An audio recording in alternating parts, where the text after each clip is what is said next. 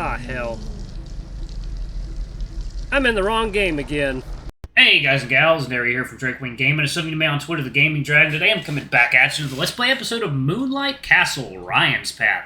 So yeah, before we jump into it, just wanted to let y'all know that our Patreon is now up for as little as $5. Y'all can help support the channel, get some awesome rewards like permanent access to our community Discord server and full access to upcoming not safe for work videos.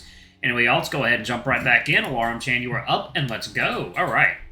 It was time for me to pay for all those mistakes, wasn't it?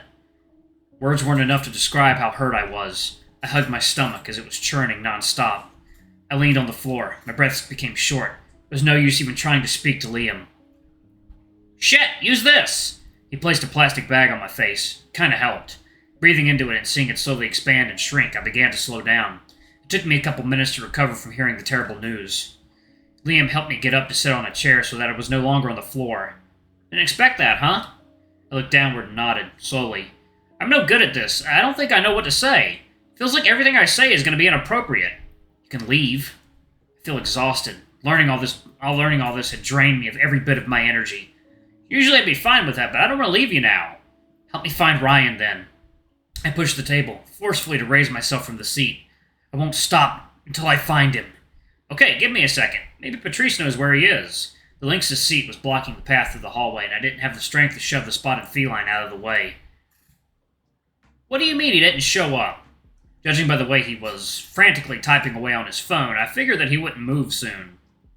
Therefore, I headed for the other exit instead. According to what the lynx was shouting earlier, it seemed Ryan didn't come to his class this morning. However, that didn't really change my plan, as I knew for a fact that the bear was somewhere on the campus. Wait, Joel, where are you going? Liam got up from the table and caught up with me near the exit. Shouldn't you be leaving? I've already taken too much of your time. Screw that! I don't need to see Dylan when I can just text him.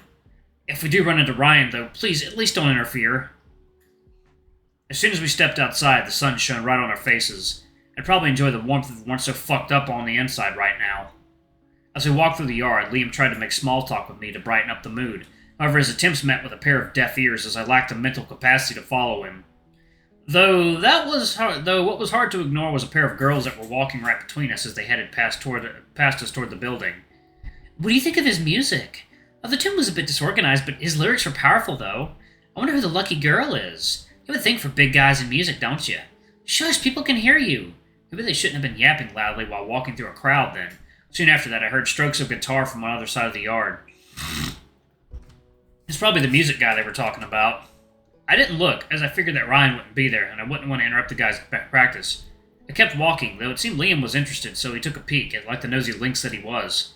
Within seconds, he grabbed me by the shoulders and turned me around so that I faced him, and I raised a brow to look at his face. However, before he could say anything, I heard the performer's voice. It seemed one of the tunes was about to be sung. Okay. You call it a sin. However, this forbidden love is the cure, for hatred deep-rooted in your kin. Although you'll never believe it, I'm sure. You pretend that you care, while you've naught but pain and ego to spare. Closing your mind, cause you're biased. And this way, to you, my heart's always last. In the distance on a virtual stage, Ryan was there, holding guitar and singing unfitting lyrics.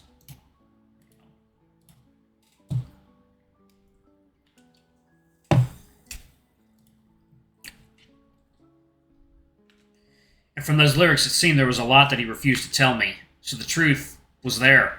He never told me anything. Constantly, he was lying and keeping up his happy persona, pretending to have a perfect and carefree life. The more I listened to his singing, the more disappointed I became. Sneakily, I inched myself closer to him and left Liam. Thanks to this tree, it didn't seem that the bear had spotted me yet, and finally I was able to see the real Ryan, the one he'd been hiding from me. I showed myself to him, and immediately he froze. So did the music and his lyrics. He just stared at me, probably panicking over the possibility that I'd been here long enough to hear even more. Looked like Liam didn't follow me, though, and that was quite smart of him. What are you doing here? The bear hid the guitar behind himself, making full use of his giant body. Aren't you supposed to be in your class? Don't tell me you skipped it. That's not good. Eyes narrowed. I'd had enough of his deflection. We're done talking about me. I snatched the guitar from him and held it up high so that neither of us could miss it. Though promptly he took it back from me. What's this? What do you mean? It's a guitar. You had one. Since when? I never heard about it. It's just a hobby. What about it? Do I have to tell you everything? You tell me. With all the time we've spent together, you didn't find a chance to mention your hobby? I wasn't ready. Didn't you hear? I was awful. I would have been embarrassing. I can't believe you still have the audacity to keep lying to me. Whatever. Think of what you want. I'm going. I watched him gather all the stuff that was used for the performance, all the while processing a feeling that was far from okay. Despite how unbelievably high it could be at times, there was a limit to how much stubbornness and blatant bullshit I could take from him. He walked past me as he was done packing, and I snapped to grab his wrist as firmly as I could. You're hurting me. Is that really what you want to be doing? He didn't break free from my hand, even though I knew it wouldn't require much of his effort. And you think I'm not hurt? How am I supposed to know when you don't say anything? You're fighting battles without me. All you do is leave me behind. I'm betrayed, neglected, and lied to. Am I not good enough for you? Why can't I see the real you? What are you afraid of? He was quiet.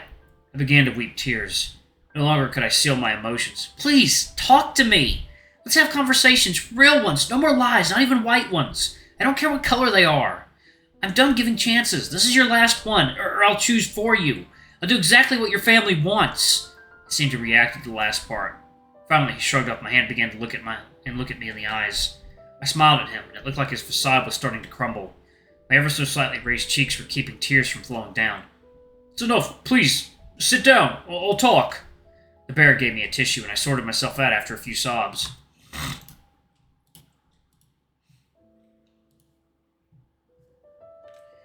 Last night, after I dropped you off, I called my family. I was in a good mood, so I didn't think too much about what I said. It looked like they were trying to set me up with a woman, and that pissed me off. We argued, and there were words they said that I shouldn't repeat. I didn't go home and just slept in the car. Oh my god. His family didn't look that bad, at least not from the outside. This was news to me.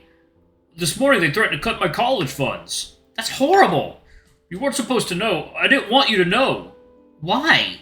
Because you're already going through enough shit as it is. I want to make you happy. The time we spend together should make you feel better. I don't want you to feel bad for me, and I don't want to pile my problems on top of yours. Doing that, you've disregarded my opinion.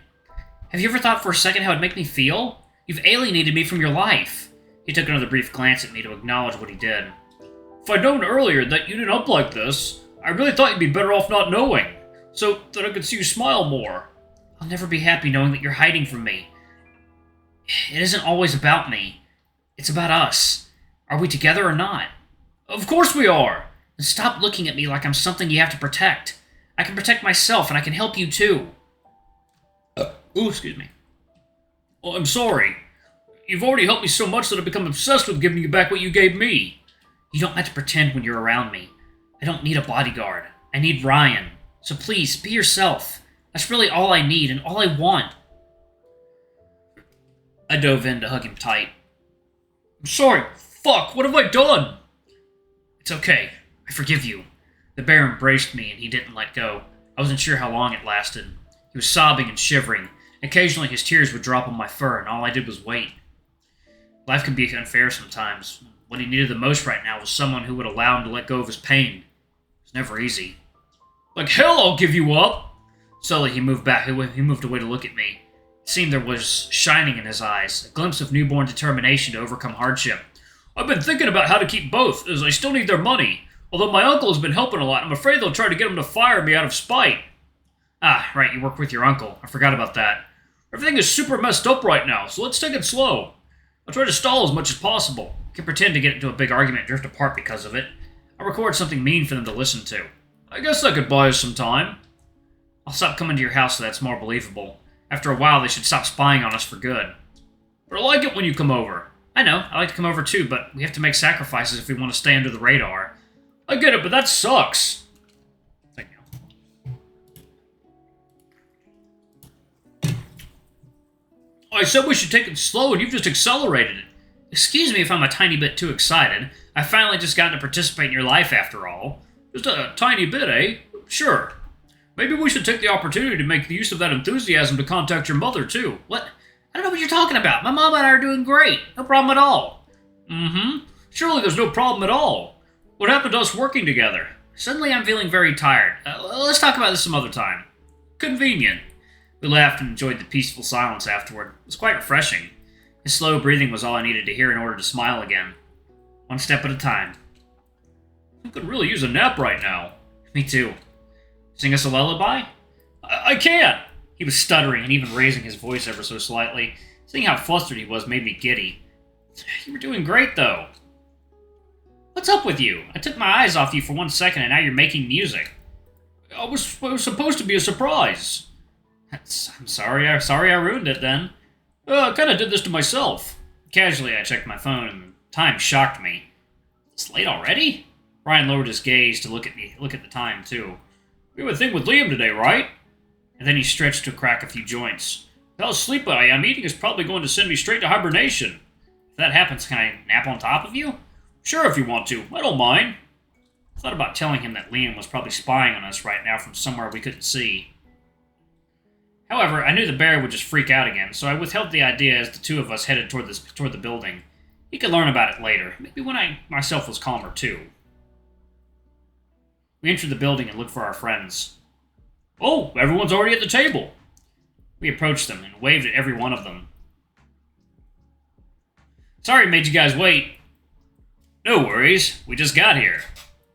Ryan and I sat on the 2 empty seats that were placed conveniently next to each other. I gave Liam a brief glance, and he just winked at me. It was his doing, wasn't it? I swallowed the words in my mind before I had a chance to come off as too obvious. Patrice looked a little nervous, although it was hard to notice. I thought he must be silently trying to guess the situation between Ryan and me right now. Maybe I should have texted the tiger. It felt kind of unfair to leave him in the dark regarding Liam's and my little mischief earlier. Hey, Ryan, how are you feeling? The bear was a little perplexed. Regardless, he answered my question. Much better now, thanks. And then, without taking off my hat, he proceeded to ruffle my hair and made a mess out of it. Nothing else is bothering you? Huh? No, I'm just hungry. Of course you are. It looked like the tiger was able to pick up what I was doing, and he appeared more relaxed now. Shall we begin with the little things I found? The dragon hinted at his bag. It seemed he was eager to show something to us. No, Clyde, save it for later. Let's talk about it somewhere more secluded. Okay, no, it is water time.